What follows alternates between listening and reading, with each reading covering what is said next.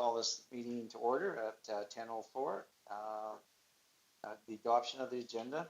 Is there any additions to the agenda we have for us? Larry? I'll adopt if there isn't from anybody. Okay. All those in favor? Carried. Moving on to the minutes. The August 22nd board minutes are attached. Anybody see any errors or omissions there? Ernie? Okay, thank you. All those in favor? Carried. We have a delegation coming in later from the Intensive Livestock Working Group. We'll move on into reports. 5.1, the ASB administration report. And Farah, will you give that, please? So we have the fieldmen starting at the beginning of October. 2 out of the 3 of our seasonal staff have completed their summer. 1 is staying on till the end of this month. And we've been assisting with parks mowing. I attended an Alberta Invasive Species Council meeting. We've been reviewing some of our environmental monitoring initiatives. So those would be for pests and environmental things like the ALICE program. Some ongoing repairs. We inspected the dynamite storage mag again, contributed to newsletters. We're done our contract for Alberta transportation. So we sprayed Highway 56 south of Stettler, Highway 12 east of Stettler, Highway 11 and Highway 601, and those are completed. We're also done basically all spraying. We're just doing little small backpack sites on some second flushes. We're working on compiling a list of private land spray requests for 2026. We're done all of our surveying. Interrupt on your spraying of the primary highways. Was that just spot spraying for weeds, or was that the little brush and everything? We sprayed kind of the same way we would spray our ditches, but it was for weed control. So spot spray. Pest and disease, we're done all of our pest monitoring. So yesterday they finished up the club root monitoring, and then our grasshopper and weed heads and all of that is complete. And then we're doing ongoing vertebrate pest inspections. A question on the veggie management. You've just got one site pending, waiting on soil conditions. So that's for foxtail control. So the soil temperature has to be low enough, so we need 2 consecutive frosts for that herbicide to work effectively on foxtail within a pasture setting. No worries.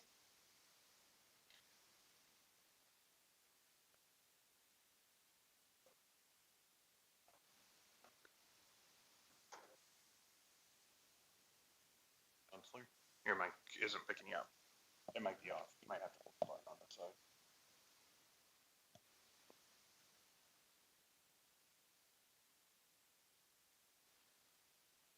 It's probably the first time nobody hears me.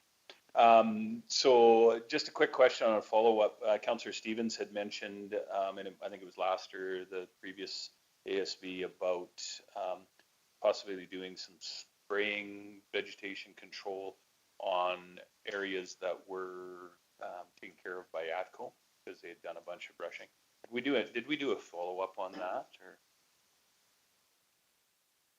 So in dealing with the contractors that have been working with ATCO, taking care of their brushing program for this season, they will, after they have cut, slashed, and then they come along and mulch, they will return with the same contractor will return with their own spraying in that location. So they will take care of the brushing spray that they are required underneath their program. And then we will just work alongside with them, taking care of ours as well, ensuring that we aren't, excuse me, doubling up on any of those locations and causing unneeded cost and time. Thank you very much.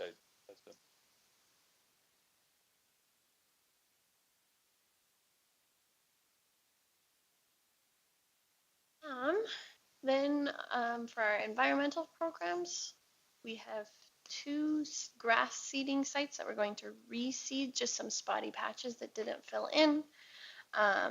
We've approved 9 environmental farm plans. We're having a EFP session on October 28th for some of the people that are pending. If Andrew keeps scrolling, for rental equipment, our most popular pieces by far are the cattle scale and the field sprayer. And we've reached out to 5,600 people in extension wise this year, so including newsletters and events.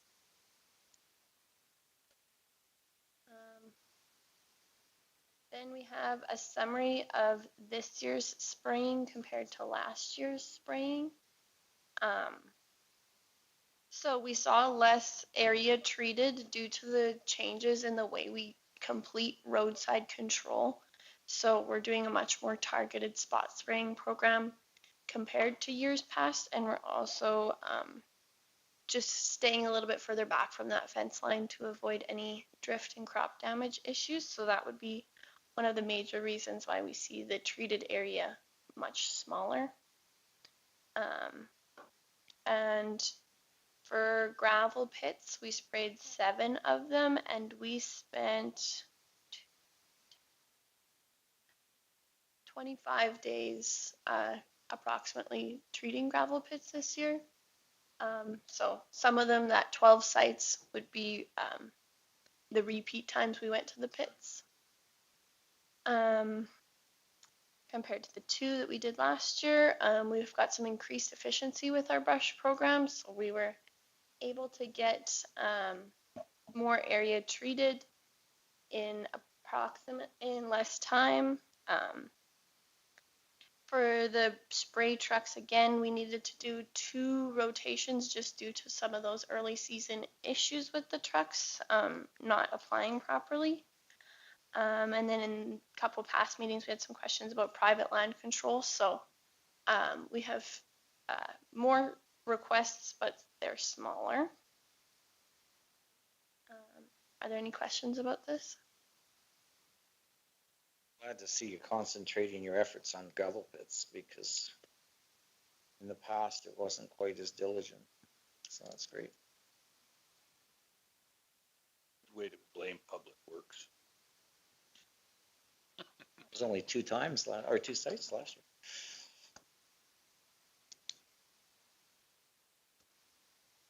And then, was there anything that, were you moving into, I guess that was it for your report? I think you had some. We've also done some farmer appreciation social media campaigns that are set to go out soon.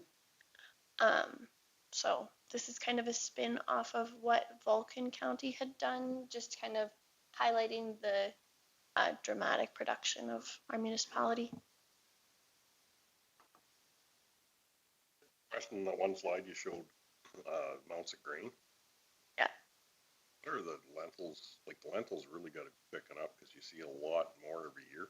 Mm-hmm. This is like from the census data from 2021. So it just has those as our top acres. And then I did like an average kind of yield and then figured out the bushels. Like the census doesn't have them. So you have to do a little bit of creative accounting. But I don't know where they weren't in the top 5. Mm-hmm. There's a census set for 2026, so it'll be cool to see how it changes. Change in the next census, yeah. Sensing done annually that we can do an acreage count from that it's less accurate. Yep. Go ahead, James. So you could, Give me that. with a quick calculation, you could probably find out what the economic benefit to the county of Stettler is for farming, right? If we've got 6.9 bushels of wheat, what's a bushel of wheat worth now? When you look at the 27 million bushels of grain, you know that's going to require fuel, machinery, repairs, fertilizer, labor, and Typical farmer, always looking at the negative. I'm looking at the positive. I don't think that's a negative for the economy. It's bucks and it's jobs. Because Every time you buy something, somebody's got to. I'm looking at the positive side of the spreadsheet. You're looking at the cost. Well done. Well, it might be. It's a point. It's well taken. Yeah. It is a good contributor to the economy. But yeah, we've seen that Vulcan County had done this for their county, and we thought we would borrow it. And thanks to Farah, she worked quickly to get the figures filled in. James? Mr. Chairman, I would strongly suggest, especially after our meeting yesterday and when we talked about the Board of Trade, this is something that the Board of Trade should definitely be aware of. We could send this fact sheet to their director and at least give them some information. And you do plan to share this on social media this fall? Yeah. I think Nikki has it scheduled. Scheduled, yeah. Yeah, I think we might as well. I mean, it highlights our ag industry. And I think the point what you just made, that all the gas and all the fuel, It takes all the tires, all the everything to produce 27 million bushels of grain. It does take a lot, which is largely purchased in this community. Go ahead, Larry. And just with that, Councilor Stolberg, I think another part we could take for next year is do an estimate of what other grains we have. Because Councilor Stevens did bring up the amount of corn we're seeing too. Some is silage, but I know there is people combining corn here now, which never happened years ago. So between the lentils, the corn, the oats, there's probably another very large volume there. And like compared to Vulcan County, we don't have near the volume of grain they have down there because they are a grain country. We do have a lot more cattle country in our county. So I guess down the road, if we could maybe, if there's a census with cattle numbers, it'd be interesting because that's another driver of the economy. Yeah. I'm glad you picked up on that. The cattle stuff was in the caption for the post. I just didn't put it in here. No, it's something to work on down the road, and I do think it is nice to highlight our ag industry in this county. So. And well, then there's some pictures you have, I guess. The next pictures are of some of the initial gravel pit surveys that I'm compiling for some of the reporting to kind of track our progress year over year. Then there's some pictures of us spraying.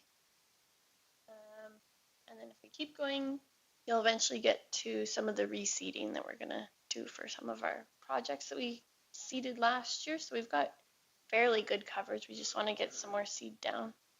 Doesn't look bad that you're going to fill in, eh?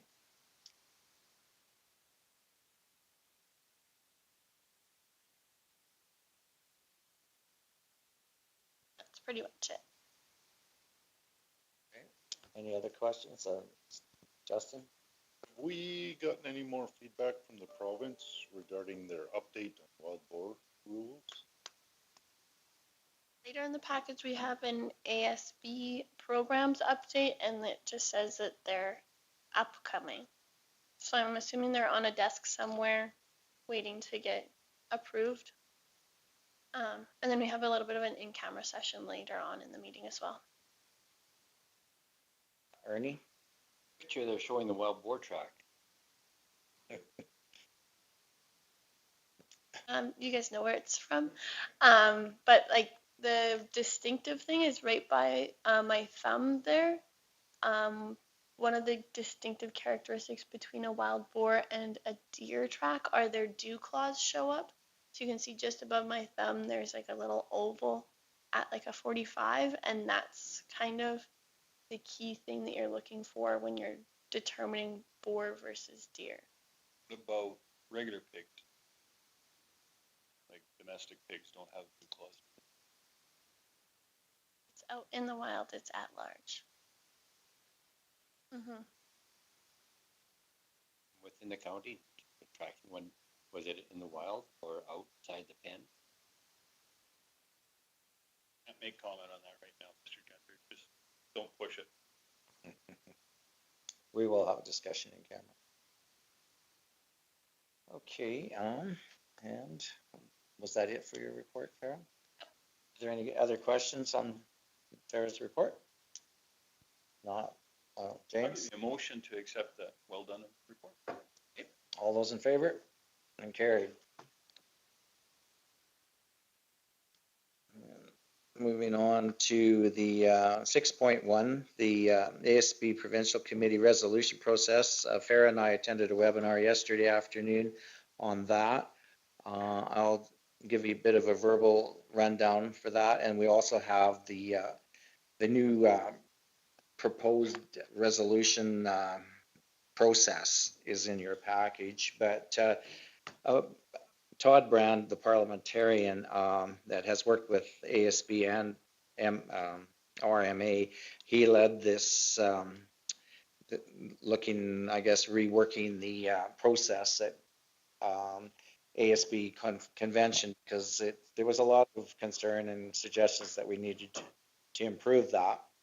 So they revised it, and it all made like perfect sense. They just streamlined it, and all through the webinar, there was very few questions or concerns. It was pretty straightforward. It will be approved officially in January of 26, and it will take, if there's no, there could be amendments and things, but the revised procedure will take effect 1st of September of 2026, and then it'll be used at the January 2027 provincial conference. And there's a few key changes, like in the new set of rules, there will be a freedom to make changes that can be effective immediately. And all resolutions are to be adopted by 2/3 majority. Before it was 50+1. All emergent resolutions require 2/3 majority, which kind of makes sense, because if it's a 50-50 flip-flop, maybe it isn't that urgent. The rules, Robert's Rules of Order will be removed, and because they're going to pick and choose, they're going to use the Robert's Rule orders that seem to work well. Some of them are a little odd, so they won't be applied.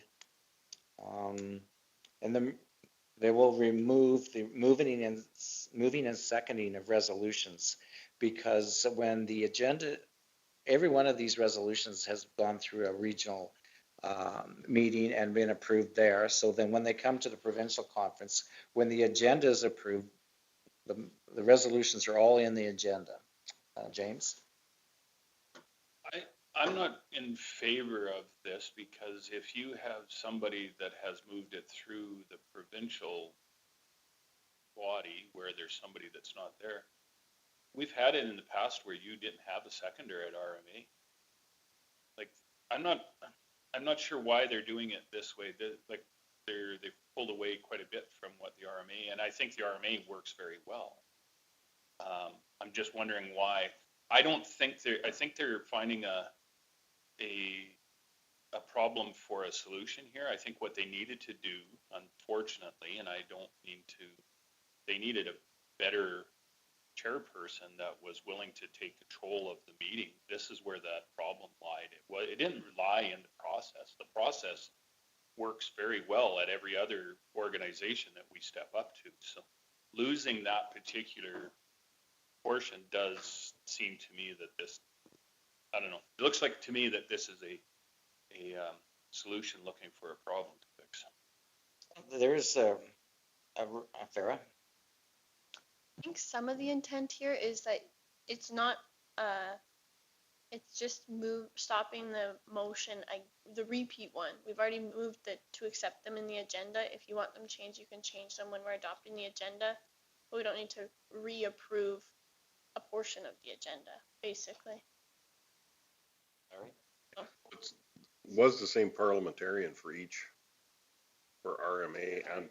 Again, I am not saying that it was the parliamentarian's fault, and I'm trying to be very politically correct here. However, the person that is the chair of your resolution committee has to have a firm hand. Our current RMA president, Kara, did a fine job because she didn't put up with any BS, and she was very strong up there. And when you have that, I have been at multiple functions as either the chair of the resolution committee or part of, and I think that is where our problem lies. Unfortunately, without going down the rabbit hole on that one, I think this one not necessarily what we needed to do. So are we gonna vote on this, or is this just come down on high? There's an opportunity in your package to send your suggestions in, yeah. Or you can do them in Edmonton in January in person. Farah? Under scrolls down a little bit further, they've added the ability for the parliamentarian to basically chair the meeting. Which, again, you just need to, yeah. You know, in fairness to the chair, it wasn't all her fault, I don't think. I think the assembly were making amendments to the amendments to the amendments. I mean, you pretty much got to decide on the resolutions that's before you. I mean, you can't change everything, or it doesn't even become the resolution that was presented. So that's where the chair would say, that is a fundamental change to this, and it's not a friendly amendment, and then we have to vote on it. And you have to give time limits. There's rules and regulations in place. It's the same people that do the RMA, and we don't have the same issues at RMA because the chair of the RMA committee steps down and says, listen, here's the problem. You guys got to figure this out. Quit it. Stop it. Don't be like that. Unfortunately, we are a room full of type A personalities. You need a strong type A personality to run that chair. And another thing, the resolutions are going to be written more streamlined. They're going to get rid of all the frills and preamble that can be gray areas. State your point concisely, and that's what you vote on, so there is no confusion. So you're not changing may and can and all this stuff in there. I want to see a crazy one. Go to the ATA one. Yeah, okay, I suppose. There's a conjunction that isn't fair in this one. There's a verb where it's not supposed to be. Overall, I mean, a lot of it was a little bit of housekeeping too. I mean, and then the speaking, they were changing, was it from 5 minutes to 3? Yeah. And then the closing argument would be 1 minute. So those were basically the changes that they provided. But then the whole package is in your agenda today. And then, of course, this will be voted on in the January ASB convention. But they do, I guess, say if you want to change anything, it's better to do it beforehand, so you can write it out as clearly as you want, so that they know exactly what your intention are. Mr. Chair again, this doesn't just, the chair isn't just the individual that is to be what I would say maybe culpable in how that particular event went down. I think where it needs to happen is at the zone meetings. Do we call it zone at ASB? Or what do we call it? Regional. So at the regional meetings, and then when it gets to the actual committee, the committee needs to have the wherewithal and the power to basically streamline these resolutions instead of just letting the resolution come with a 50-page resolution. What's the point of this resolution? The point of this resolution is to get rid of gophers. Okay, that's what we need. We don't need to have a 50-page document. And I think Mr. Clark. Go ahead, Larry. One other thing that I noticed up at this convention too, this last one, was the fact that it was, when I say councils, I guess it would be ASB boards that were showing their disagreement in a room, that should be resolved before they ever come, either through the zonal or through the district, but still, that's not a spot to air where the thoughts of an individual board comes from either, because that's just disruptive and a waste of time to everybody. You know that from being on that resolution. And the RMA resolution committee. Please take care of that, saying, okay, You feel where this is at. If you have something against it, state it. But if you don't, you've already had your opportunity to explain it. And with RMA, like we have one on Friday for the fall resolution session, and it will, like, our parliamentarian or our advisor on that he's very much to the point and does a very good job and would do it for probably ASB too, you know, or for our region. He's very strong and knows what the process is and would call it very quickly, so. And the provincial resolution committee, when these resolutions come in, if they seem a little unclear, they will suggest a wording change to the presenter or the people putting the resolution in. They won't change it without their permission, but if it sounds awkward and not clear, they will suggest wording changes with their permission and to make a better resolution out of it. So I guess it's in your package. If the board wants to offer any suggestions now, it could be sent in, or it can be done, I guess, at the convention before it's approved. But so what's the thoughts? Is there any thoughts that you want to address now? Are you happy with the reduction from 5 to 3 minutes to present? That's good. Larry? If the system worked properly, that 5 minutes always works well too. So that was a complete disrespect or disregard to the floor at that point, and it was allowed to happen. If the process was followed properly and had been shut down properly, we wouldn't be having this conversation. So this is I'm in agreement with Councillor Nyberg on this, because we're not fixing, we're providing a solution to one problem, but not to the overall process. I mean, the amendments did get out of hand, I thought. So the 5-minute original presentation, I think, should stay in place. The reason I would say that is typically at the Ag Service Board, the issues can be a little bit more fulsome conversation and a little bit more complicated. Not saying that RMA doesn't have more complicated. However, we do know at RMA that there is we don't have a lot of leeway what we can ask for, right? You know, when it comes to resolutions, they're either monetary, social, or policy. There's only 3 resolutions that are really out there. And typically ours at ASB are either the monetary or the policy, mostly policy. They do ask for funding, but that one was not even an issue. We went straight forward. Justin?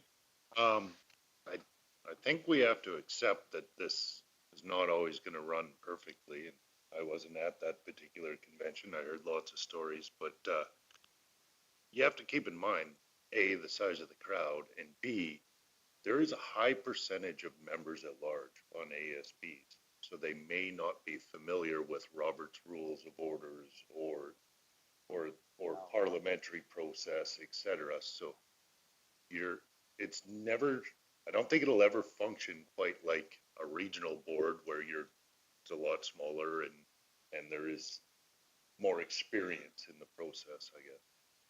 So I just want to set everyone's expectations. Right, makes sense. Ernie? It seems like it goes from extremes. 5 minutes for here comes when we were up at the RMA. I tried to have a speech for we were only allowed half a minute. I wasn't able to get it all through it. Then they extended it to a minute, and by Jesus, you better have everything bloody well in order. He always says, get to your point first and your backup information second or whatever, because so oftentimes if they do it in reverse, they're cut off. You remember the old days where it was unlimited. There was guys up in there making a pontifical speech that, wait a minute, it's 20 minutes. I got to go have a coffee. Keep going. Yeah. So that was one concern, is the 5 minutes. You think 3 is too short? And then anything else you wanted to address, Farah? Is that time change something we want to send to the provincial committee? What's the rest of the board think? Like, largely, I've been to a lot of these conventions, and this was the first one that really had that many problems, I think. Larry? it's just with what Counselor Stevens brought up about the amount of members at large. Maybe there should be some training to the boards on how things are supposed to go. Maybe they're, as boards are nominated or they're doing in the areas, maybe that is what has to happen too, to get some sense of order to these things too. James? Mr. Chair, I wholeheartedly agree with Mr. Clark that is something that needs to be taken care of. Maybe a portion of this should come with a little bit of a training on how resolutions are written and what they're done. So again, my provincial board that I sit on, we've done a huge job on that. We have a committee that sits on our resolution and they work with whoever decides to bring a resolution forward. It is definitely something that we did over the last 3 years to do a lot of training on making sure that whoever's bringing it forward understands that this is what and how a resolution should come forward to. And I dare say it works well. Yeah, they did include in Appendix A, how to write the resolution and the shorter version of doing one. So they've started, Farah? Pardon? Yeah, no, I was pretty well wrapped up. They have their suggestions of the resolution writing in here. And go ahead. So for the training, it's very different board to board. So there is no standardized board training. So some boards send out this is the ASB Act and here is our business plan training. There's also training offered by the province through the ASB program. So you can have them come in as a delegation or have a committee of the whole kind of meeting and they do a 2.5-hour orientation type deal. And I think at provincial conference this year, they're touching on a little bit of orientation. And then for the resolution writing at Egg Fieldman orientation, they go through how to write a policy, how to write a resolution, how to write a procedure. But it's quite brief. So it's often not super standardized. I don't know necessarily it's about writing the resolution. The resolution typically comes from the board and we hand it off to administration and they do all the work. Typically. That's not where I think we're having the problem. I think the problem is how the resolution committee should be conducted, right? At the end of the day, yes, you can make a amendment to it, but how about maybe before we get to that process at your regional meeting? And here's where we ran into, gentlemen.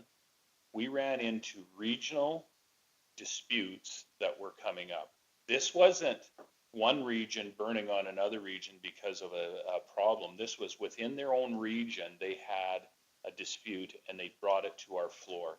And that to me is where the chair should have said, you had a chance. A, you put the resolution forward. B, you had a chance to have the fulsome discussion at your regional meeting and that did not go forward. I am sorry. We need to move forward with this resolution. I'm not quelling democracy here. I am helping democracy work efficiently. And that one statement could have solved a lot of problems. And it is about the training of how a resolution committee or a process should work. It was 100%. That's what it was. It was 2 councils or 2 ASB boards that were bitching at each other. And then they got a little rude with each other. Yeah. You're putting too many in and all this and that. So yeah, the comment about the fact, yeah, Northern Sunrise had 6 or 7. Yeah, they did because they're working their ass off up there. They had some concerns. But actually, the accusation was against the wrong county too. Yeah, it was a bunch of children. They shot all shit. The one that had only 1 or 2 of having 6 and yeah. But like I said, I said we went through a lot of these resolutions before or sessions, and we haven't had these problems. I think there was some struggling with the chairing and fine tuning this a little bit.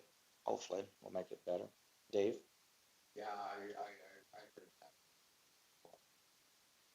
That should be done before this there, but the presenter that is presenting has 3, that's fine. whatever, they pulled out of the meeting and have to get it on the floor. If they wanted to discuss, so when I asked the question, now I can answer it, have over top of that, 5 minutes. And, when you started, sometimes started between two. How are you gonna, we can stop that if you get on the bill. Yeah.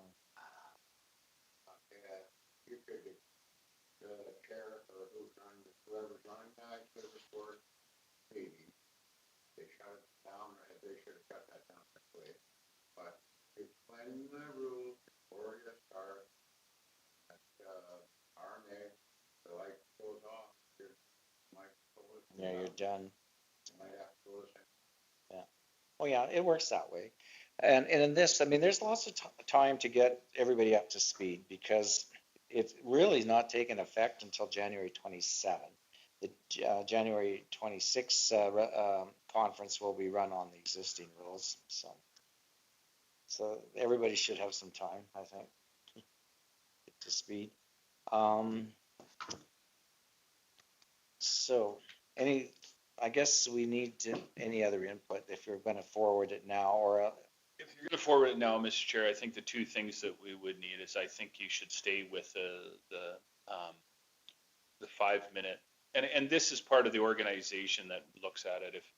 If the 5 minutes, here's what I can't help but look at the organization, and they put 2 hours and for a resolution session, but they've got 20 resolutions.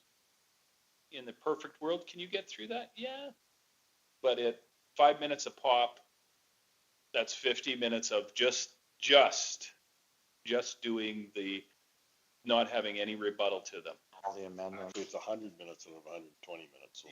Yeah, right. So you're at that point where you go, if I'm putting this together and I see I have this many resolutions, I'm going to say, let's say it's 10 minutes each. That's the amount of hours you need to put into the conference schedule. The person doing the conference schedule and the person that's doing the resolution committee need to talk more. That being said, I think number one, I like the 5 minutes because it gives the opportunity to fulsomely explain the situation, especially at Ag Service Board. And two, if we're going to do it, we need to have this process clearly explained and an education portion of the new process brought out to all ASB boards. Could be done in a video, could be done in a instructive PowerPoint presentation. However it is done, it can be done to Ag Service Boards. That needs to be the two things that I would suggest they do. We can forward that on. Anything else before we go? Okay. All right. So then you just want to put that in the form of a motion. So we got it in the. I will make the motion that we send that as our recommendations to this. All those in favor? And carried. Moving on to our resolution 8.1 on page 48 of your package. And who's presenting?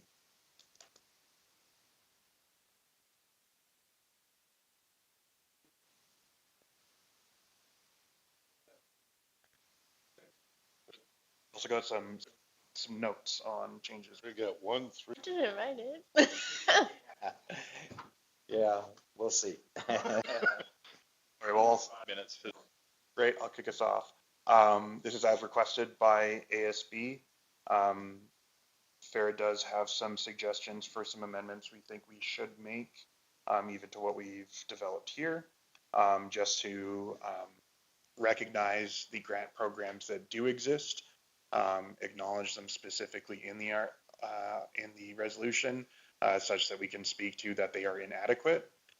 The goal of that is to avoid the government response being, well, we've got this, this, and this, when the answer is, we know they're not good enough. Can I put that?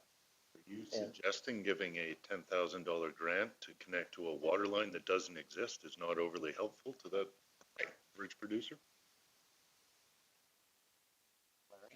good way to make it. Oh, the other part of this is that they allow producers to pump out of standing bodies of water.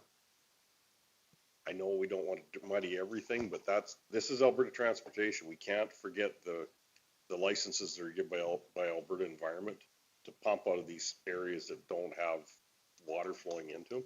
And we've had a lot of examples of that within our municipality. And throughout Alberta, I've talked to a lot of people where, there's creeks that aren't flowing, they're pumping out of them. There's lakes that are strictly runoff lakes. All they do is get pumped down. They don't replenish themselves. They're not spring fed or anything, so. Still have one or two. Many after, especially after they pump them out. So that's another piece of this too, because they allowed the pumping again this year. So not out of the lake, but out of the creeks. I really do think that might have to be a separate resolution. I think we can look down the road. Oh, yeah, I see what you're saying. It is a part of this whole water for The water issue, yeah. And they ask in this process to identify the department you want this directed to. So we've directed it to Alberta Agriculture and Irrigation, but for pipelines, should Alberta Transportation be included? Transportation should be the pipeline one. Yeah, and we could definitely amend that as well. The idea here is transportation hasn't been listening to us ag producers. We've been begging and screaming them to, we need a better advocate than them, willing to listen to us. But we can ask for both of their help. Well, and Greg's up next, sorry. I may, Mr. Chairman, and then initially when the board had brought it to staff to draft the resolution, I believe the intent at that time was to bring more departments to the table. So we felt as though we had already had discussions with Alberta Transportation and that we were willing to direct this to Alberta Agriculture to also. I see. Right? Yeah. They understood what we were working with and maybe then bring multiple departments in that have all basically a hand in making or breaking what we're looking to achieve here between ourselves and other municipalities. Unfortunately, I have to, the current government is pulling a playbook to the NDP. It's not my department, go to that department, and then it's not my department, go to that department. So in this case, I think it's imperative that we make sure that the departments that are part of this all need to be part of it. Alberta Environment now is under, because there's an Alberta Environment and then there's Agriculture and Irrigation. They tie together so tightly. What Mr. Clark was talking about, I'm afraid they're gonna say, well, that's an Alberta Environment issue, right? And then their Ag and Irrigation is gonna say, well, that's not our department, that's environment problem. So if we nail all three of them to this particular issue, I think it's important. Because in our request, we're asking that they initiate inter-cabinet meetings, so. Yes. So let them all know, yeah. When they get to the table, they're not, what are we talking about? Well, I think it is good there is definitely a void in funding for rural water lines. Ernie? Kind of wondering whether we could put in a whereas, say like a success story, that if you expand the agricultural part on how many multiples that does take it down the line of, say, like for additional jobs. Because we do have a success story out here, like with the pork farm that received the water on ones that like we don't know how much it would affect it, say like the plant down there, the farmers that they also purchase product from. So like to show that there is a success if it is implemented. That's good backup information. And then Mr. Chairman, I believe that we could add some information maybe to that in the background. Yeah. And at the same time, we want to ensure that when we are drafting our resolution, that it's strong to the point and doesn't really take us off the path and in the reeds. It's easier for the other member municipalities to understand what direction we're looking to proceed, and it doesn't allow the provincial government to necessarily, as Mr. Nyberg was mentioning, push it off their desk onto another when it may somewhat tread off of the beaten path into the sidelines. So we'll definitely take that in, Mr. Gender, and we can make that addition. I believe that would be prudent. We can make that, but we'll just make sure that we stay tight with it. Yeah. That's so important, because if you get it a little convoluted, one thing it may not pass, and another thing the government's it gets distracted by some of the stuff you've added. James? So, and I really appreciate what Mr. Gender was saying, and not saying that we need to, but we need to make the story known. And this isn't just agriculture, this is economic development, and the current government is huge on economic development and economic prosperity. How are we affecting the economic well-being of the province of Alberta? I think that's important. So the other myth, not necessarily that needs to be in this, but if we are talking and you get the ear of the economic development minister, here's one that you can say, you know, this is what farming's doing for you. I think we need to make it clear that the lack of water can jeopardize the ag industry. And okay, so we've, Mr. Gender again. go ahead, Ernie. We put into the notes also say like the success that Shirley McClellan has been, also the expansion that we're still doing, and we're still looking at doing more. Because Shirley McClellan has been. I think we want to concentrate on the ag part mostly. It doesn't matter who gets it. This isn't just Who the water supplier is. this resolution should be provincial wide as much as we want it for us. But I think it's provincial wide, whether you're in northern Alberta and southern Alberta in their water works, that's a different spot. So. There's lots of water available, but if you can't get it to your producers, it doesn't do you any good. Justin? Do we want to mention that it was part of the transportation minister's mandate letter, or is that picking at closed wounds?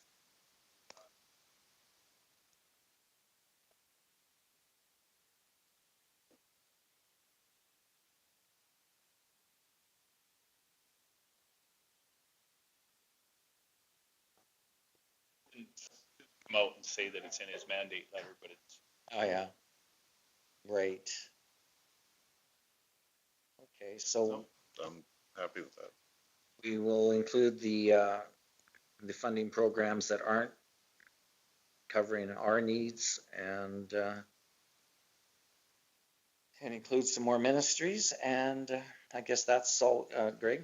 Yeah, just one more point, Mr. Chairman. I went on to the AAAF website, did some background through the years previous, and went back close to 15 years, and there hadn't been another resolution that brought to the floor that mirrored this that we would be bringing forward. So I do believe that obviously as the weather has changed, conditions have changed, and this is applicable to an agricultural convention and to be brought forward at this time. I think we have a strong resolution, and it should be well supported by all that are in attendance. Ernie will take care of it. Oh, you won't be there. Out of here. So, Farah, this has, I believe this has to be in by the end of the month, so we won't be meeting again, but we'll trust the admin to fine tune this. So we will get a motion to approve with the changes. I'll move the resolution forward with the amendments as discussed. Justin, all in favor? Carried. Now, we're going to wrap up in new business the remainder of our policy review. The province requires that we review policy annually. Okay, we'll start with 9.1 and the vegetation control. I guess Farah, there's administration recommends no changes because we reviewed them last year. So it goes from 9.1 to 9.5. Do you need individual motions or can you do a blanket motion? Yeah, especially if there's no changes. If you've basically got a series of policies you're reviewing by consent, like your consent agenda items almost, then yeah, one is appropriate. Anything that you want to make changes to, take it to the side and separate it out. Okay, so we'll go that route. Is there any policy that's been presented in the agenda that someone wants to pull out and change?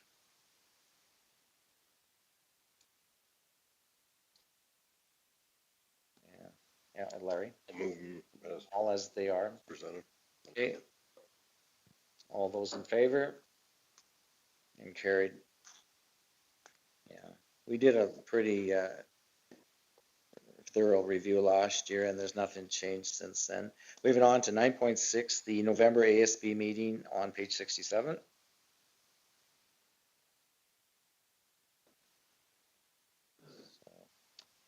You guys are at RMA that week. Just looking for a motion to cancel the November meeting or readjust it. Or you don't, do you need a meeting, do you think, Farah? Paul? I'll move that we cancel the meeting and maybe move it to the December meeting. December might be late too, so it might have to be moved up earlier in the month. The chairman of the board could call a special meeting if we warrant one is required between the October and December meetings. Yeah. That's what I was going to suggest. If you go with the option 1 to cancel November, the new chair can call a meeting in between after the convention's over or whatever. So would that be your motion, Paul, for option 1? Okay, all those in favor? And carried.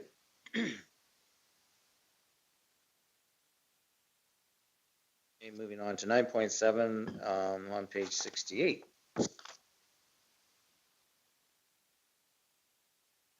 Oops, I think I'm on the wrong page here. Doesn't jive with my package, maybe, but anyway, the elections.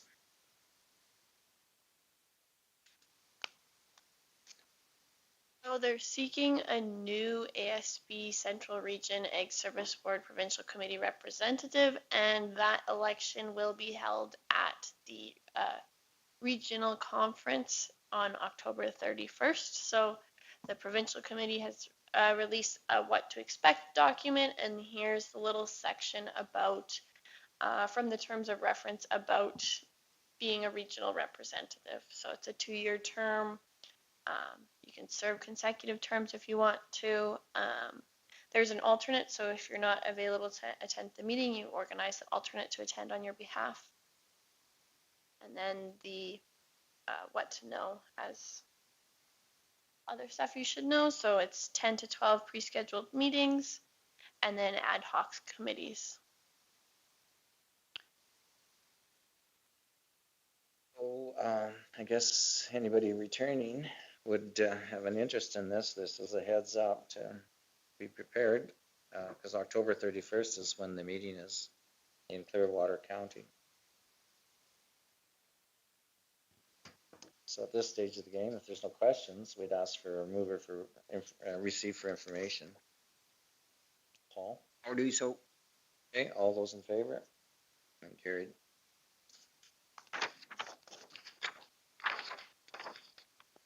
Okay. Moving on into correspondence.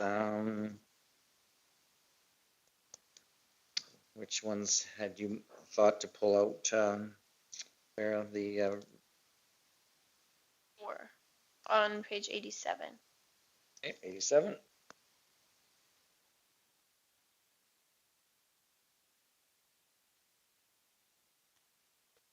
Or I lied. Okay. Province has revealed some of their updates from like follow-up from the summer and from the town hall. So they're working on the Weed Control Act review. So those list of changes should come out sometime in the off season as well. Mature asset strategy. So they've been working with them to improve agricultural representation. There's a cross-ministry invasive species group. So that one, yeah. And then they're almost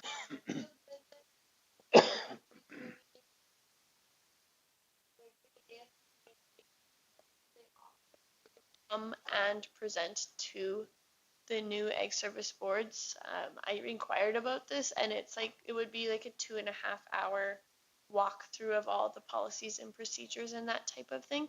So if that's something the board would be interested in for late fall, early spring, we could have something like that to orientate if we get new council members. Justin has a question. I'd just like to caution the board when we're going down the path of, impacted landowners on uncontrolled weeds on well sites. This is an issue on many of the derelict well sites and some of our current developers, but we need to be very careful about what we wish for, because currently there is an agreement between several responsible developers and landowners where they farm well into the lease site. And it is a handshake deal. We won't disturb it unless we absolutely have to. But that site is controlled for weeds because they spray, they seed, they combine every year. And if you push the government too hard on regulating this, that would potentially all go away, where that farmer does not have access to that well site. So this is, I just want to caution, this is a bit of a slippery slope, and you got to be aware of the unintended consequences, because we have a lot of landowners that have gotten very used to farming those well sites that would not like it taken away. Larry? Just on what Councillor Stevens has said, though, we have been dealing with that through the mature asset strategy. And the conversation of taking it away has not come up whatsoever. If they can safely farm, what the biggest concern is the same thing's happening in a lot of areas where they're going into areas and spraying where there's still equipment on site, and liability is the big issue. So it's a lot of the orphan wells, the conversation comes up that if they're not being sprayed and maintained properly, well, that's another part of that issue. So the weeds on well sites really does come to the piece, even through the LPRT, and last ASB conference, Farah and I did a presentation to the board of the LPRT on weeds. So that's also part of what their mandate is. But I haven't heard that they're looking at taking away the lease. So it's just they want to it's the push is to ensure that they're being dealt with. On the abandoned ones. Yeah, and some of the producing ones, if people have issues with that, if they bring back the surface rights group and the LPRT, that's complaints that can go in, and then counties or municipalities may get involved at that point. It's the weirdest coincidence. If you held a Venn diagram up with the ones that don't pay their lease payments and don't pay their taxes, there's a lot of crossover with the ones that don't have a whole lot of weed control. It's weirdest coincidence. Yeah, Dave? Yeah, I think the farmers are very good. With their, they go access to them on your land. I'm there, all on ground, we don't have no problem with that. Or farm.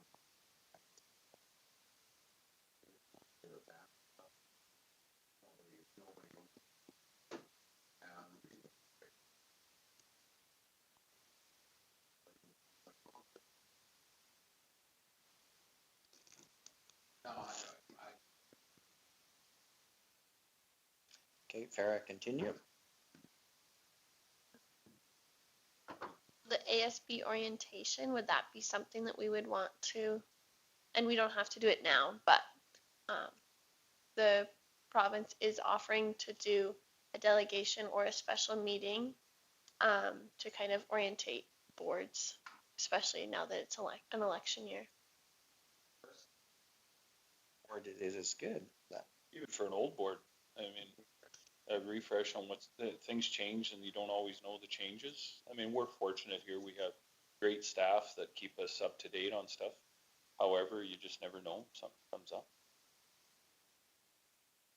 So the one that they're kind of offering as this ASB orientation is like a 2-hour walkthrough.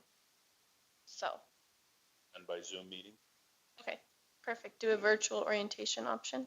I would think so. We've done that in the past where we've come in here and sat and went through it.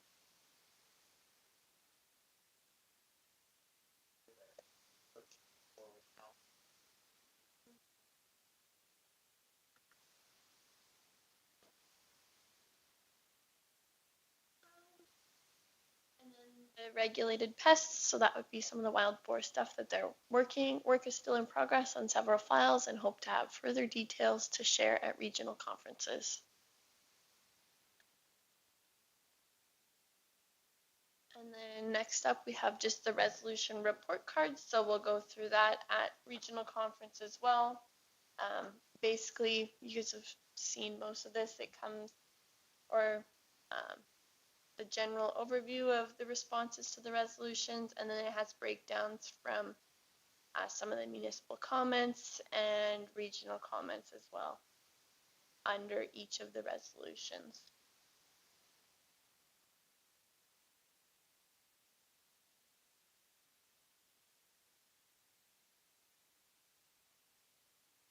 So the central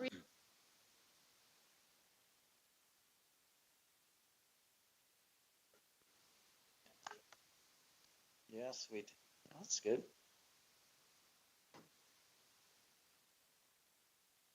Yes.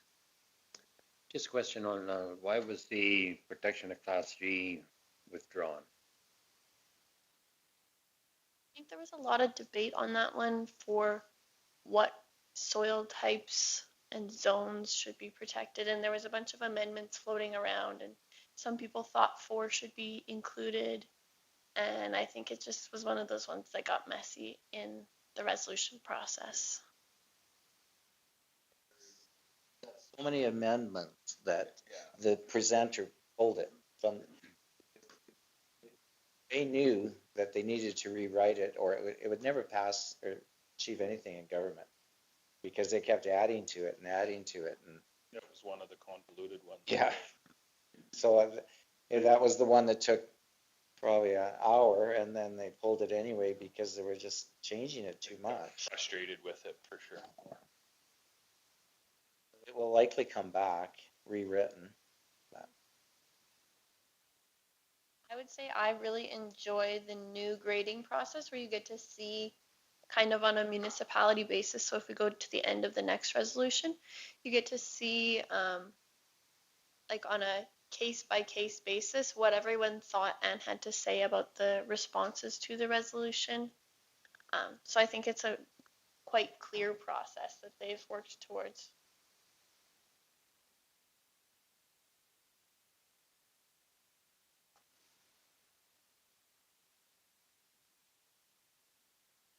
They will bring this up at the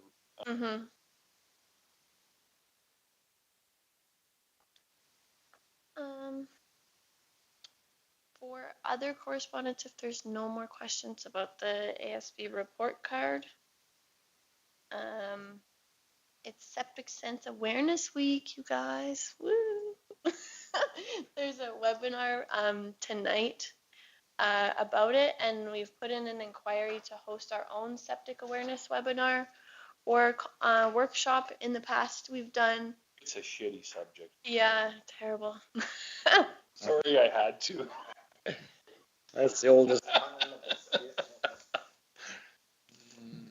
So I think that's a good idea, Farah, if the county or the local ASB repeats it, because it's pretty busy time right now. A lot of the farmers are in the harvest fields, so I don't think they'll be attending a webinar, but. And in years past, we've done water well one year, and then the next year we do septic, and then we repeat that cycle. So I've inquired with them about pricing and dates and stuff, so we're working on that.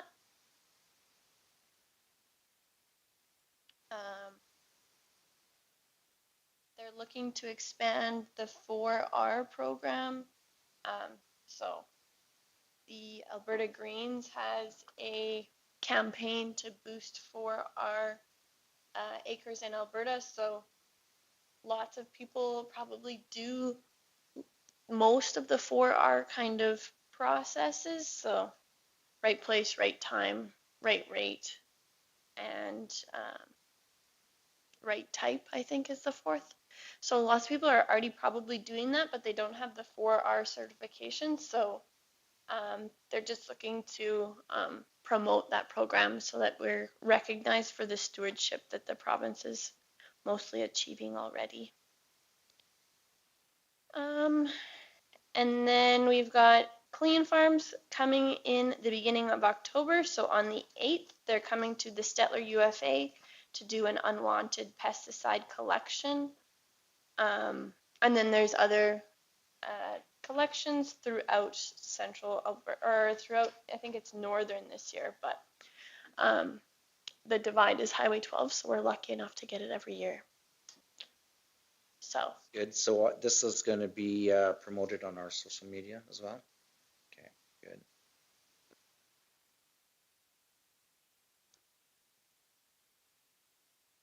and then in terms of correspondence, I just had some details about some of the pests we monitored for this year. So some information about clubroot, some information about grasshoppers, diamondback moths, and Bertha armyworms later on in the package, just for your perusal.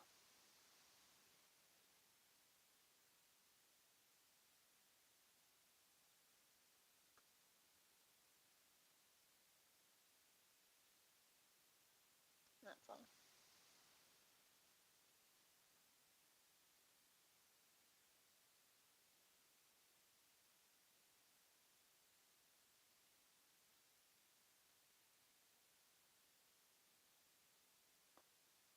That's all I got. Okay. Any other questions, Justin? I'll move the, Okay, thank you. All those, sure. All those in favor? A question. Heard, Ernie? I'm wondering, like, how many counties or municipalities have declared a disaster? And like the club route report within the county, are we still doing it this fall, or has it been closed? Just wonder how many cases, if there are any. We have not found any positive fields this year. We're done club route. We did 101 surveys, so that was 2 surveys per township, plus all of the last fields owned by someone who was detected positive within the last 10 years. So That's good progress. Do you think it's largely due to the canola resistant varieties, or clubroot resistant varieties? Or? I was thinking about it the other day. I think it's a combination of factors. Like moisture has a lot to do with it. So low moisture disease doesn't like to do disease stuff. Rotations and things. Okay. James?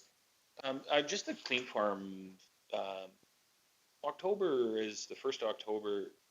I think we'll be done harvest this year, but it becomes a very busy harvest time still in many areas, especially around here. I'm just wondering if they are set on those dates, or do they recognize that that may be? I know they may have a little bit of an issue with that, but I mean, if I'm just thinking if, because this one it says here that it's northern Alberta north of Red Deer. Do they switch it up? What's the south portion, right? So if we're at the beginning of October, can we move it to be the end of October? Just thought. Get in contact with them regularly on things? Just a because like this year will be a particularly early year. I think in another week or so we'll all be done, but might be a little canola still kicking around, but the most wrapping up early this year. So it's a good year to have it here, but there's been years where you're getting closer to Halloween being done. So just a thought. Guys are out busy in the field. This is last on their minds. Fair checks with them. Okay. Any other questions from the correspondence, Ernie? Disaster areas. Oh. Mm. In every meeting we had like 16, and then one more came in since, so 17-ish. In the northern part. Has it affected Grand Prairie area also? Okay. We're the lucky ones this year.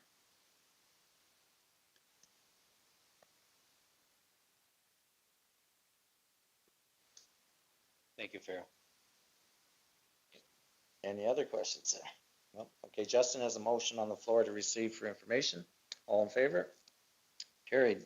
Moving on to finance, the year-to-date financial verbal update. Greg?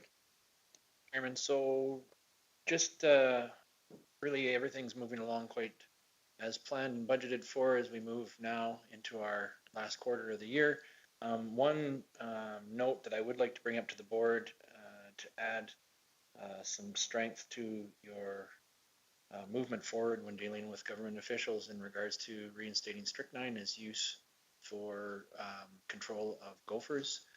We have seen as our projected amounts, we are at 154% roughly of this projected amount that we saw that we would be selling this year for rodent control. So we have seen a large increase in the amount of rodent control that was requested and sold through the county of Stettler this year. So that would be another topic that you'd be able to use. That's an interesting stat. We did have to do 2 more orders, like compared to what we had as our baseline. Was this due to a product that does not work? Whereas with strychnine, Somebody could say that, but we Sug- don't want to libel a product not working, but somebody could say that. Greg? If I may, Mr. Chairman, I would say that it is a producer reaction to an increase in the population of gophers that are in the area. They are getting out of hand. So. Okay. And then anything else in your financial piece? Else that's really, like I said, we're moving right along as we enter into the 4th quarter of the year. Not anything that stands out too much other than, like I said previously, we will be bringing back to the board our report on our egg wells and the costs that were associated with operating them this year and what we see as possible costs going forward to continue the operation and a better idea of how we should be budgeting towards those. Note, I will say, being I won't be around when you discuss that, I noticed in my area this year, twice the truck fills went down in spraying because of the issues in Starland County, and they had the Walker well to access for water for spraying. So I certainly will hope you'll continue those wells because, I mean, twice in spraying, that's quite a deal for the guys that are waiting for water to spray. So they definitely needed access to water. Okay, are there any other questions for Greg's financial report? We're not in the red. I think we're good. So, a mover, James? I'll give you a motion to accept the presentation verbally as presented. Thank you. All in favor? Carried. Moving on to workshops and events, 12.1, the Alice presentation at Starland County, October 7th in Morin. Farah, Rob, myself, and Paul, I believe, are attending that one. And so we'll bring back that information.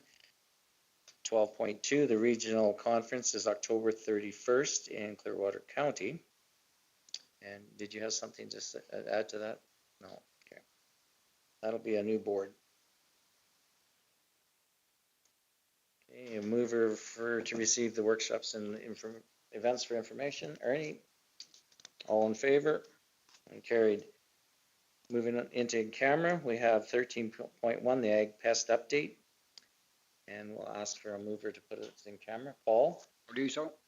At 11:18, all in favor?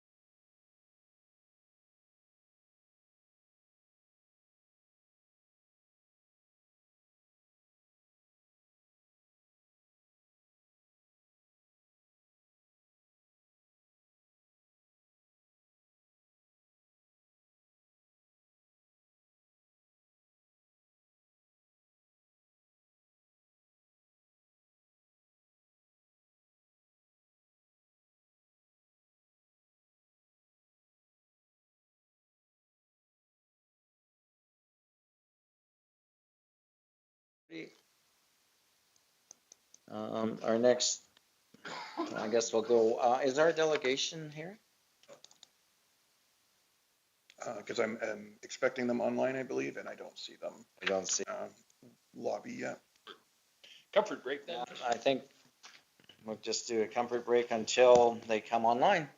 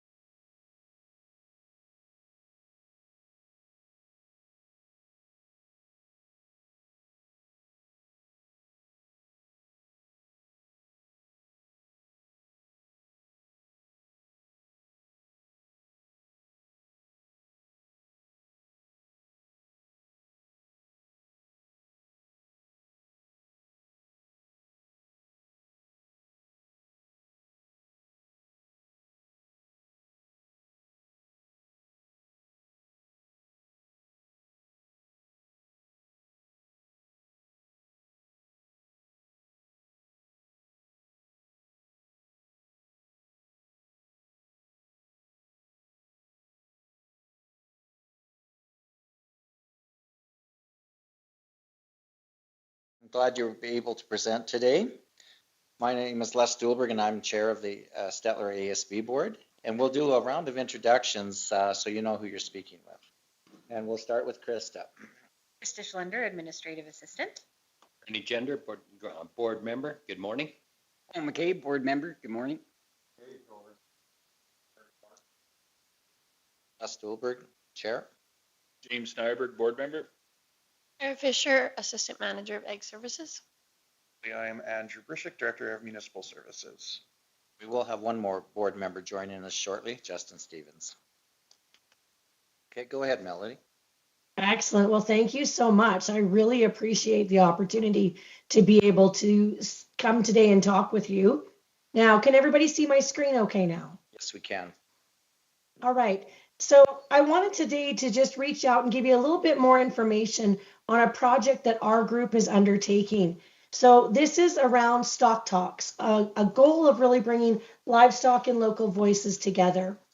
So with this, I'm not sure how many of you are familiar with our group, the Intensive Livestock Working Group, but basically we're an industry coordination mechanism that works with all 8 of these livestock organizations. And the thing all of these have in common is they have confined feeding operations and are governed under AOPA and through the NRCB.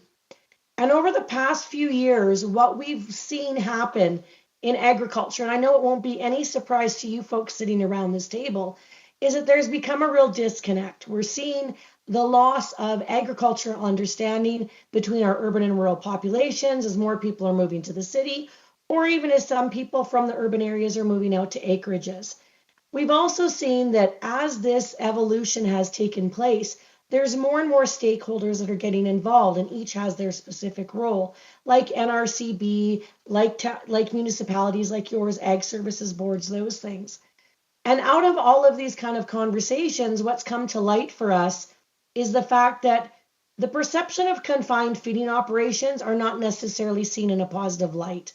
We're seeing a lot of confusion around maybe what they do, who regulates them, whether it's neighbors, unsure about the odor coming from them, the dust from the roads. There's a multitude of things that we've just seen that confined feeding operations are not seen in a positive light. So the goal of this project and why we wanted to reach out to municipalities across Alberta was to start having a conversation around what can we do? What can we do specifically for each municipality on areas of concern as well as of opportunity that face confined feeding operations as well as your municipality, and how can we work together to solve them? So the goal really here with this project is for us to be a conduit between the livestock sector and the municipality. And I want to be clear, I understand the role of ag services boards plays such a crucial part to this. And we're not trying to replace ag services boards at all. In fact, we're trying to work with ag services boards to provide more education and information to help build and overcome those challenges and seize the opportunities. So when we look at some of the things that we're looking at, is the goal really of this project, of Stock Talks as we call it, is to really work together to develop effective solutions that work for the municipality as well as the CFO operator. Because we know that if there's solutions that work for both sides, that our rural communities will be strengthened and the importance of agriculture will continue to be stressed and understood in those rural communities. So when we look, for example, what we're hoping to do and why I'm here today really is to encourage your municipality here to engage in a stock talk. And what this looks like is where we have multiple options for you. We can bring in a group of CFO operators and we can have an in-person meeting in your council chambers where we talk about what are the issues you're facing. And we have conducted these in a variety of municipalities, and we're hearing everything from rural road infrastructure. We understand there's some challenges with that around maintenance and upkeep of that. We're hearing concerns about water availability, water quality, as well as the standard ones that we've heard for years around dust, odor, nuisance, those types of things. So we can come to you and bring the CFO operators and have an in-person conversation where we both just really speak about what are the challenges and what are the opportunities. The other thing we're more than happy to do is coordinate an on-farm tour. So if you have individuals on council perhaps, and again, it's probably not your Ag Service Board members for sure, but if you have members of council or members of your staff that are not maybe as familiar with agriculture, we're more than happy to host an on-farm tour of a CFO operation so that they can get a hands-on experience and see what those taxpayers are dealing with on a daily basis. And then we can also arrange ongoing producer meetings, whether it's, an annual update to the Ag Services Board where the producers come in and have a conversation with you about what they're seeing. It can be a resource. That's really what our goal is with this whole Stock Talk conversation, is for us to be able to provide a conduit and a resource for you and your team to have easier access to information about what's happening in the livestock sector, specifically around confined feeding operations. So that's the quick and dirty, I'm going to say, of it, because I wanted to leave lots of time for questions. So I think I will stop there and open it up to any questions that you may have. Okay, thanks, Melody. Does the board have any questions for Melody? Larry? Just Melody, a question or comment is a lot of times complaints can be coming from other ag producers in an area. It's not that you're trying to treat an urbanite or teach an urbanite what happens on a farm. But, manure handling at points, if it's not handled as per their licenses, we've had somebody move off a spot in one of our areas, but the lady would phone yearly and you could almost cut the odor of when they were spreading their manure with a knife after 4 or 5 days on their property. The producers, are going through the NRCB. They just, it's very difficult because it puts the municipality in the middle. And part of that, I'm not saying the producer is utilizing improper manure handling, but whatever the agreed upon is not, for the area, there's a hamlet very close to, and it was very high odor.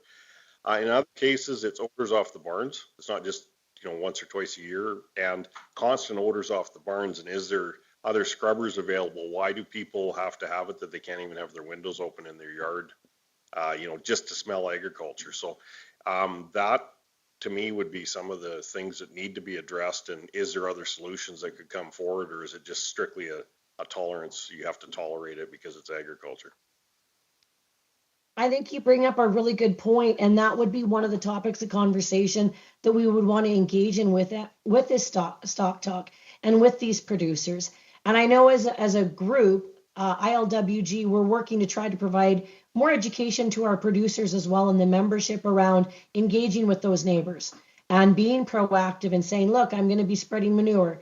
It's going to last this many days. This is what we're doing. And so it's not just, I want to make sure that the focus is not just us coming to you saying this is what we're doing. It's also the other way back about the municipality being able to sit down with producers and CFO operators in the area saying, this is what we're hearing, you guys. What are you doing about it? So it is that two-way street. So we can learn to see, okay, there is a problem with manure handling. Maybe it's in a specific CFO operation. How can we help build that bridge, and how can we educate that CFO operation? So I'm assuming in this case that you have reached out to that CFO operator, the staff have reached out to them and had that conversation. But if not, then this is a great way for us to start to, I guess, bring them in and have that conversation, if that makes sense. Hey, Justin? Similar vein, this comes from neighboring livestock and agricultural operations. We've had a couple of instances that were exasperated by the drought where people were drilling wells all around, and it's the nature of CFOs. It's a volume thing in a small area. So they were pumping out of streams, lakes. There was some parameters put in that weren't necessarily followed when it came to volume. Then they resorted to buying up farms and drilling new wells on a wider and wider radius around and piping it to the CFO. If you can't drill sufficient wells or dugouts on at your property and you're expanding wider and wider, you're opening yourself up to the neighbors. Eventually they're going to be affected. I mean, there's only so many watersheds to go around, and if you're starting to branch into neighbors' territory, there's a lot of concern, and we get a lot of feedback regarding that. Yeah, totally fair. And I will say in the stock talks that we've done to this date and in our conversations, you know, when we first identified issues, I'm going to say 3-4 years ago around what we needed to have conversations with about it, the municipalities, water wasn't even identified. And I can tell you now that in every stock talk that we've had, water has been one of the prevalent issues that's come to the forefront. So our board's actually meeting here in a couple of weeks, and we're going to have a conversation around that. Have you guys had NRCB come out and talk to you and give the presentation about their role and regarding water and EPA's role with water? 100%, yes. Okay. I'm encouraging everybody to get Sean and his team out there if they haven't already. So I think this is, again, another conversation that we need to be having at the municipal level, not just at the provincial level.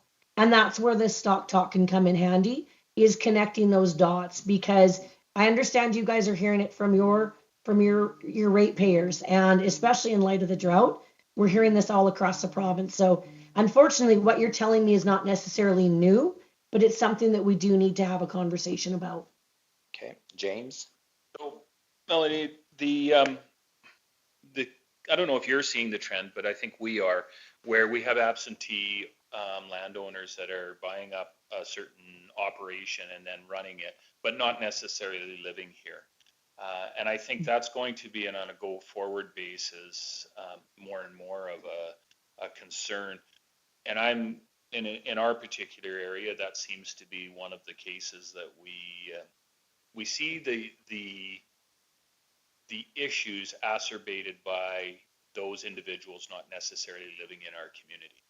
So as we move to corporate farms more and more, and these folks have multiple locations in multiple counties, I get it, they can't live everywhere, but the individuals that are operating are just the farm boss, farm hands, farm manager, whatever you're calling them. They don't have the same buy-in as the individual that owns it and has actually signed their name to CFO sheet application. Are you noticing that too? And have you guys made any inroads or comments or thoughts about how we can, make that a better relationship? You know what? This is the first time it's been brought up to us that this is a challenge that's coming up. And so I think that's really interesting, though, because you're right. As CFOs start to expand and we see different operations, or it's multifamily, right? We might have now 3 brothers running. One's running a chicken barn, one's running dairy, one might have a feedlot. And I think the goal too, what we've committed to as an organization is, if a county so if Stettler County was to say, we want to host a stock talk, and there is a CFO where you're seeing this absentee landlord, as you're saying, we would commit to actually trying to get the person, not the farmhand, but the person who actually runs the CFO, to engage with you from that municipal perspective. Because again, we haven't heard this, but that has been our commitment, is we want to actually put the decision makers in the room with you, so that it's decision maker to decision maker, not just staff, if that makes sense. No, I appreciate that. Okay, Dave? My favorite song,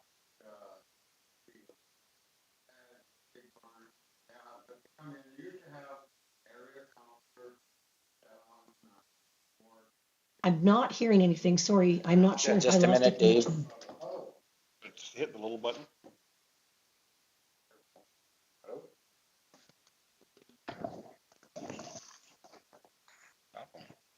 There you go. You got one that works? Oh, great. Now I can go back to where I was. Your NRCB, they used to have an area counselor set on, or whatever, or your our head ag service board person, or whatever. But we had somebody that actually would farmed in the area and had knowledge of what the water table's like and all the rest of it. Now you don't. NRCB comes out. I was a mile and a half from the pig barn and they never even sent me to add on, what was it, 10,000 feeder pigs? And they don't send me a letter. And I complained to them and the neighbors all complained that they didn't want it there because the water table's shallow and we're scared of contamination, eh? And big deal. Yeah, you have no input into it. And the guy says, well, I said, what about spreading right beside my house? Yeah, it's the other guy's land, but it's right beside my house.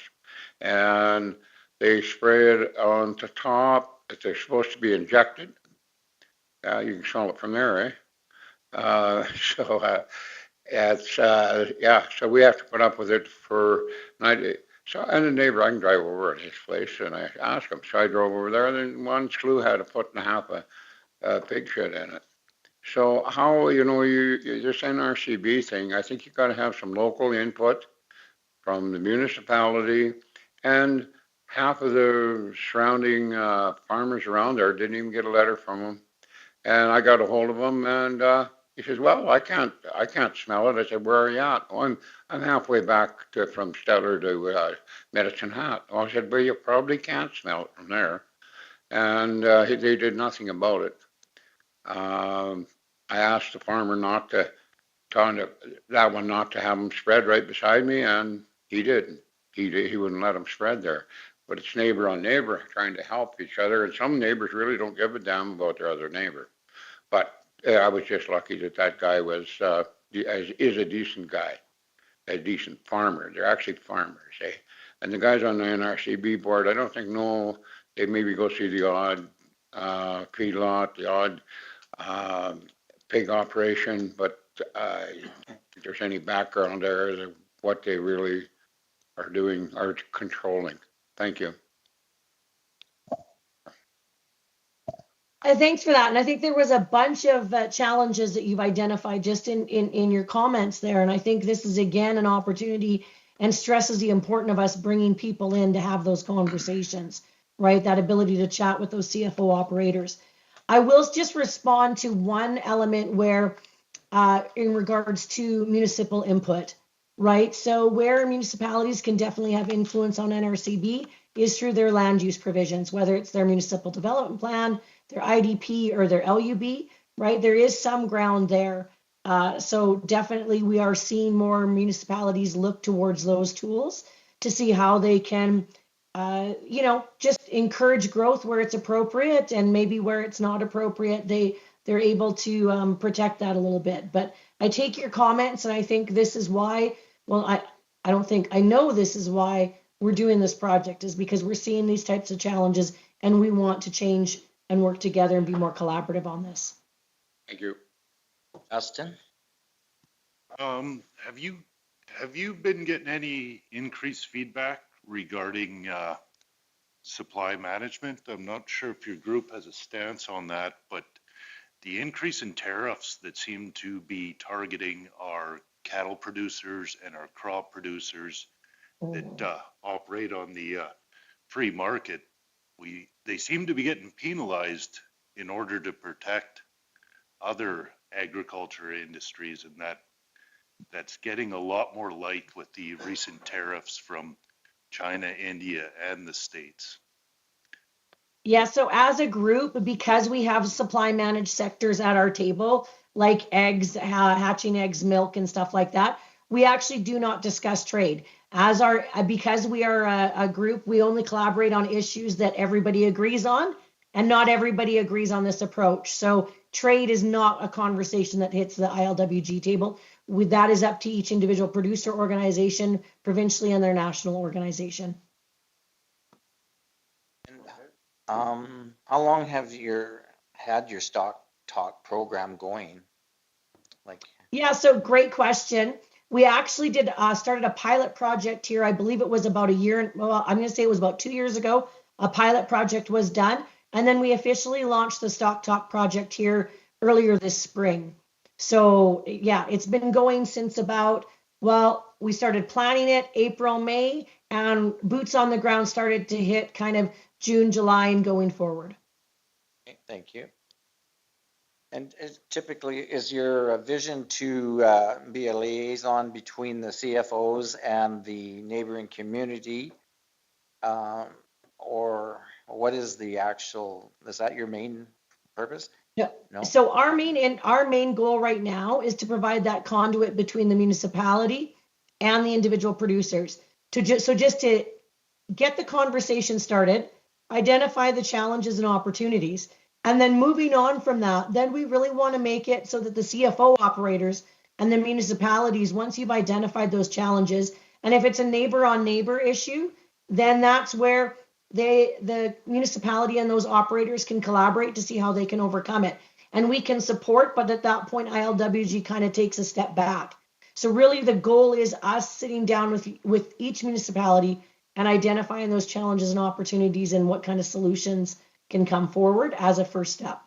Okay, thanks. James. So Melody, do all CFOs belong to your working group? All CFO Yes, operators? so all the CFOs that are under my 8 members, which would be almost all, like we don't elk, bison, sheep, they're not part of it, but your larger players, they are.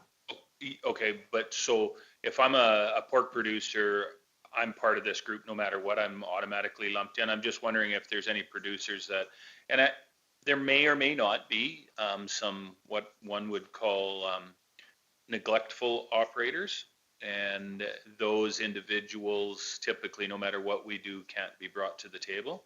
So I know you guys are probably not a disciplinary situation, and it falls in that's a tough kind of road to hoe. What do you do? How do you deal with that? Totally fair. So the example you're giving me with the pork producer, they would have a membership, they would be covered under the Alberta Pork Producers, which is a membership of ILWG. So if there were some specific potential challenges, what would happen is if we say, for example, you had a pork producer, you're like, we don't think they're following the rules, I would probably connect you with Alberta Pork, and then they would look to see how they can help or manage that potentially. Okay, fair enough. That's a good idea. Okay, are there any other questions for Melody? Well, thank you, Melody, for your presentation. We've had an excellent discussion on this, and we do have your contact information. And down the road, if we want to organize further communication and with our municipality, it definitely will happen. As you know full well, next month is election and a new board, and it'll be under their direction, of course. But thanks again for your presentation. You bet. Thanks so much for having me, and good luck with those of you that are running again. And we'll talk soon, hopefully. Okay, thanks. Have a great day. You too. Bye-bye. Okay, moving on. Next meeting is set for Wednesday, October 15th at 10 a.m. And we need one last motion for adjournment. I'll adjourn.